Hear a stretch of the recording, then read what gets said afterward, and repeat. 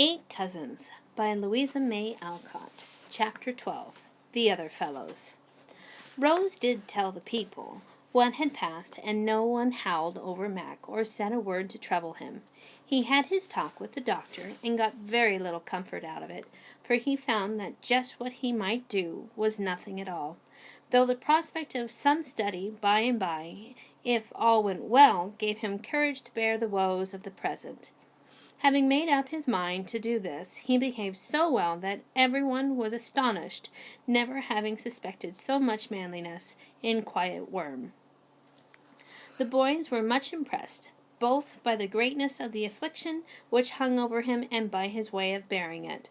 They were very good to him, but not always particularly wise in their attempts to cheer him and amuse him. And Rose often found him much downcast after a visit of condolence from the clan. She still kept her place as head nurse and chief reader, though the boys did their best in an irregular sort of way. They were rather taken aback sometimes at finding Rose's services preferred to theirs, and privately confided to one another that old Mac was getting fond of being mollycoddled. But they could not help seeing how useful she was, and owning that she alone had remained faithful, a fact which caused some of them much secret compunction now and then. Rose felt that she ruled in that room, if nowhere else, for Aunt Jane left a great deal to her, finding that her experience with her invalid father fitted her for a nurse, and in a case like this her youth was an advantage rather than a drawback. Max soon came to think that no one could take care of him so well as Rose, and Rose soon grew fond of her patient, though at first she had considered this cousin the least attractive of the seven. He was not polite and sensible like Archie, nor gay and handsome like Prince Charlie, nor neat and obliging like Steve, nor amusing like the brats, nor confiding and affectionate like little Jamie. He was rough, absent-minded, careless, and awkward, rather priggish, and not at all agreeable to a dainty, beauty-loving girl like Rose. But when his trouble came upon him, she discovered many good things in this cousin of hers, and learned not only to pity but to respect and love the poor worm, who tried to be patient, brave, and cheerful, and found it a harder task than anyone guessed, except the little nurse, who saw him in his gloomiest moods. She soon came to think that his friends did not appreciate him, and upon one occasion was moved to free her mind in a way that made a deep impression upon the boys. Vacation was almost over, and the time was drawing near when Mac would be left outside the happy school world which he so much enjoyed. This made him rather low in his mind, and his cousins exerted themselves to cheer him up, especially one afternoon when a spasm of devotion seemed to seize them all. Jamie trudged down the hill with a basket of blackberries, which he had picked all his own self, as his scratched fingers and stained lips plainly testified. Will and Geordie brought their puppies to beguile the weary hours, and the three elder lads called to discuss baseball, cricket, and kindred subjects eminently fitted to remind the invalid of his privations. Rose had gone to drive with Uncle Alec, who declared she was getting as pale as a potato sprout, living so much in a dark room. But her thoughts were with her boy all the while, and she ran up to him the moment she returned to find things in a fine state of confusion. With the best intentions in life, the lads had done more harm than good, and the spectacle that met Nurse Rose's eye was a trying one. The puppies were yelping, the small boys romping, and the big boys all talking at once. The curtains were up, the room close, berries scattered freely about, Mac's shade half off, his cheeks flushed, his temper ruffled, and his voice loudest of all as he disputed hotly with Steve about lending certain treasured books, which he could no longer use. Now Rose considered this her special kingdom, and came down upon the invaders with an energy which amazed them and quelled the riot at once.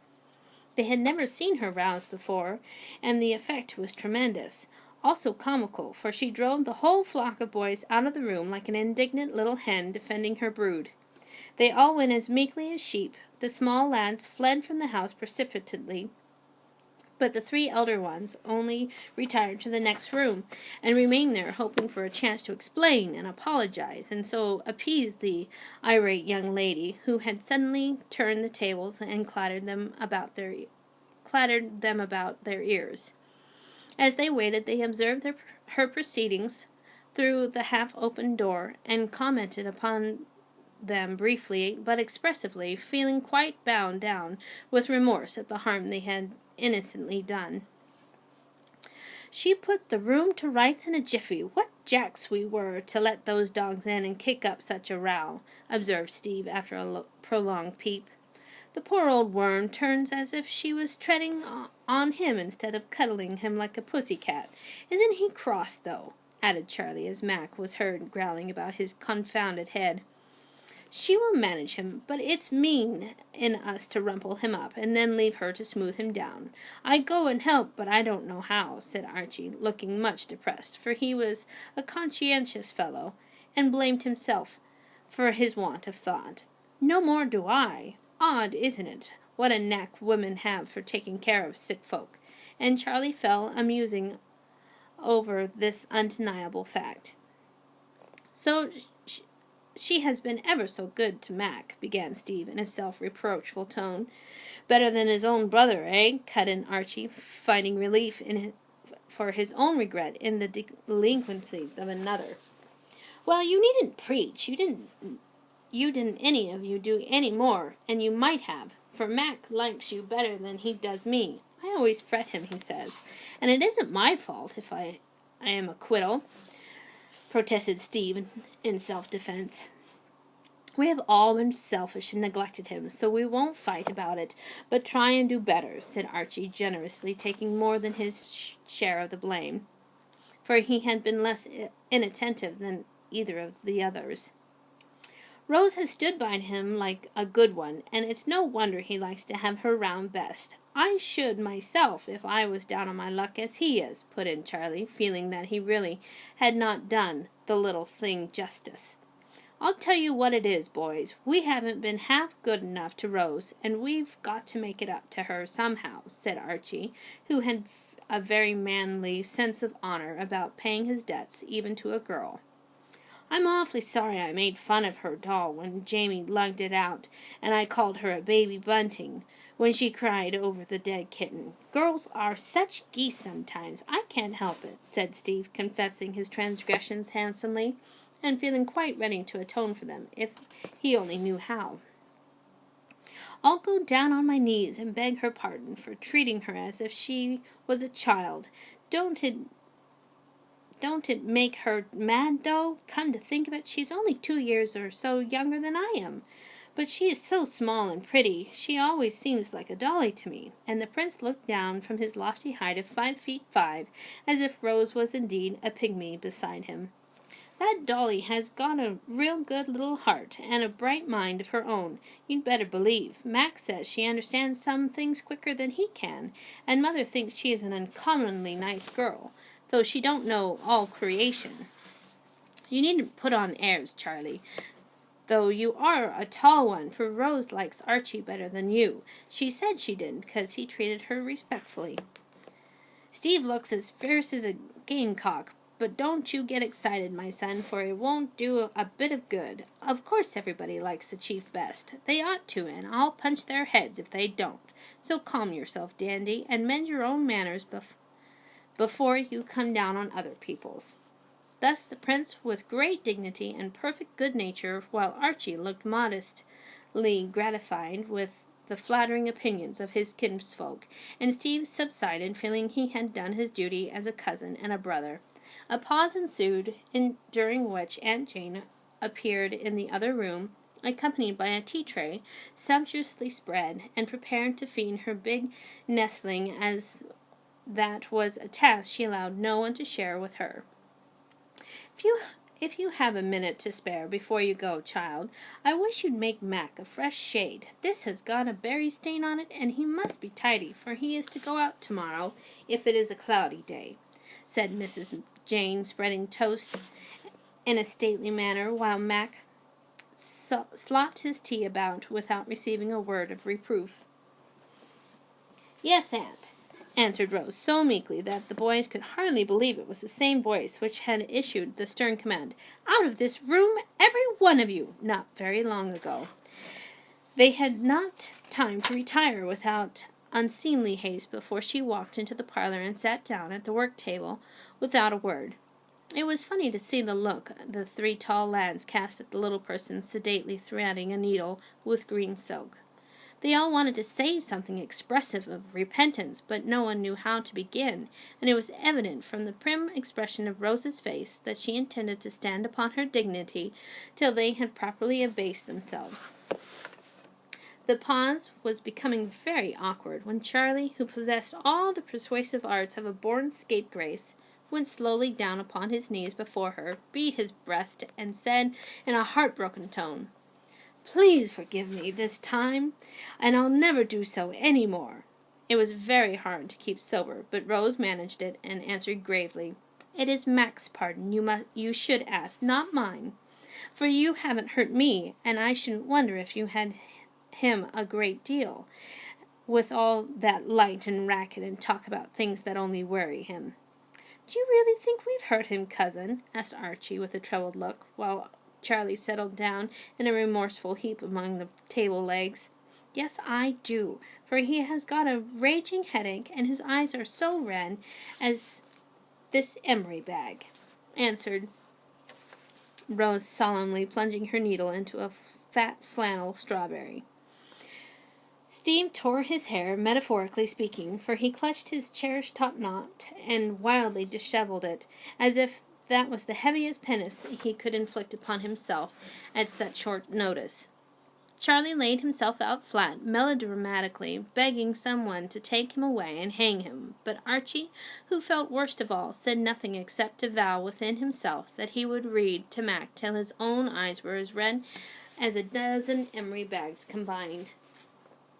Seeing the wholesome effect of her treatment upon these culprits, Rose felt that she might relent and allow them a gleam of hope.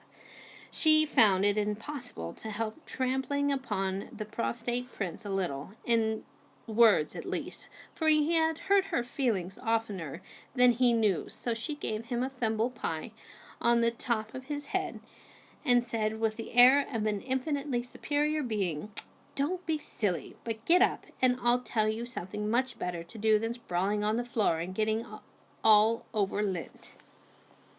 Charlie obediently sat himself up upon a hassock at her feet. The other sinners drew near to catch the words of wisdom about to fall from her lips, and Rose, softened by this gratifying humility, addressed them in her most maternal tone. "Now, boys, if you really want to be good to Mac, you can do it in this way. Don't keep talking about things he can't do or go and tell. What fun you had at batting your ridiculous balls about. Get some nice book and read quietly. Cheer him up about school, and offer to help him study by and by. You can do that better than I, because I'm only a girl, and don't learn Greek and Latin and all sorts of headachy stuff." "Yes, but you can do heaps of things better than we can. You've proved that," said Archie, with an approving look that delighted Rose, though she could not resist giving Charlie one more rebuke by saying, with a little bridling up of her head and a curl of the lip that wanted to smile instead, I'm glad you think so, though I am a queer chicken." This scathing remark caused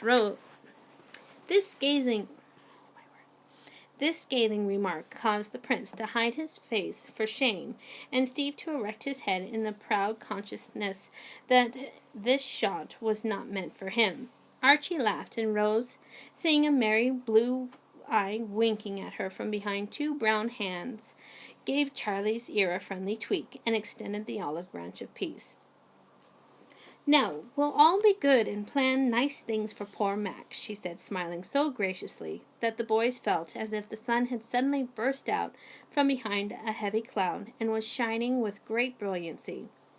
The storm had cleared the air, and quite a heavenly calm succeeded, during which plans of a most varied and surprising sort were laid, for everyone burned to make noble sacrifices upon the shrine of poor Mac, and Rose was the guiding star to whom the others looked with most gratifying submission. Of course, this elevated state of things could not endure long, but it was very nice while it lasted, and left an excellent effect upon the minds of all when the first ardor had subsided. That's ready for tomorrow, and I do hope it will be cloudy," said Rose as she finished off the new shade, the progress of which the boys had watched with interest. "I'm bespoken an extra sunny day, but I'll tell the clerk of the weather to change it. He's an obliging fellow, and he'll attend to it, so make yourself easy," said Charlie, who had become quite perky again. "It is very easy for you to joke, but how would you like to wear a blinder like that for weeks and weeks, sir?" And Rose quenched his rising spirits by slipping the shade over his eyes as he still sat on the cushion at her feet. "It's horrid! Take it off! Take it off! I don't wonder the poor boy has the blues with this thing like that on." And Charlie sat looking at what seemed to him an instrument of torture, with such a sober face that Rose took it gently away and went to bid Mac a good night. "I shall go home with her, for it is getting darkish, and she is rather timid," said Archie, forgetting that he had often laughed at this very timidity. "I think I might, for she's taking care of my brother," put in Steve, asserting his rights. "Let's all go. That will please her," proposed Charlie, with a burst of gallantry which electrified his mates. "We will!" they said, with one voice, and they did, to Rose's great surprise and secret contentment, though Archie had all the care of her, for the other two were leaping fences, running races, and having wrestling matches all the way down. They composed themselves on reaching the door, however, shook hands cordially all around, made their best bows, and retired with great elegance and dignity, leaving Rose to say to herself with girlish satisfaction as she went in, "Now that is the way I like to be treated."